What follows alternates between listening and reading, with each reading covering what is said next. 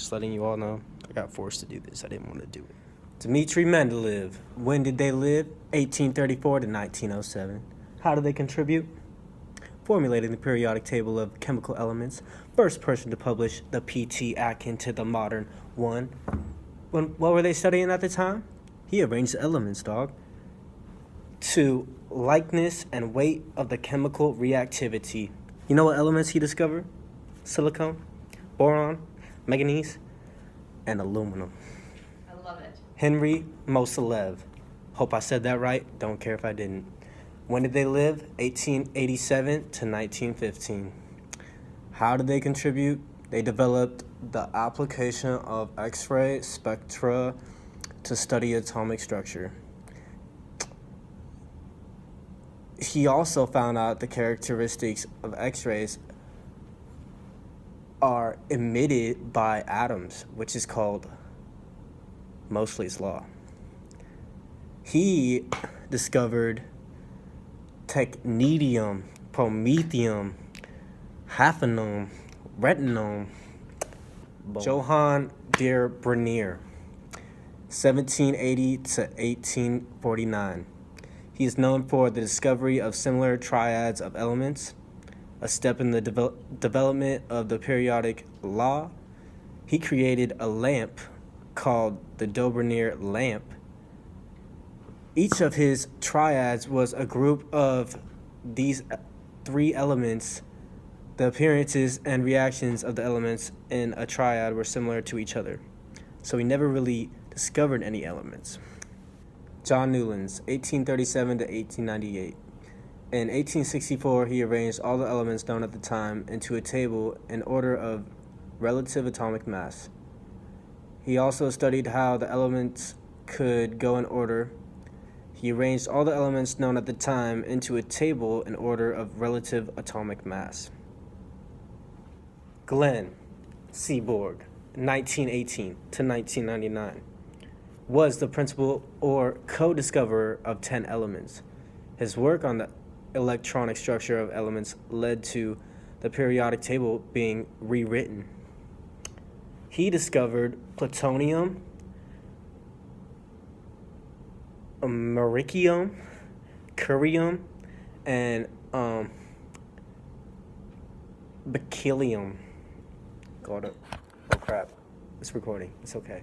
Haig Brand, 1630 to 1710. Oh dang, he old, bro. He discovered phosphorus. Became the first person in history to discover an element. How crazy is that? And the only element he discovered was phosphorus. Sad for him. Antoine Lavoisier, 1743 to 1794. Helped construct the metric system. He wrote the extensive list of elements and helped to reform chemical nomenclature. He proposed combustion theory based on sound mass measurements. The elements he discovered were hydrogen, and oxygen. Lothar Meyer, 1830 to 1896, was one of the pioneers in developing the first periodic table of chemical elements. He worked on recalculating a number of atomic weights and made use of the periodic table for predicting and studying related elements' chemical properties, and he discovered no elements. How sad. Alexandre Shin-Courtois.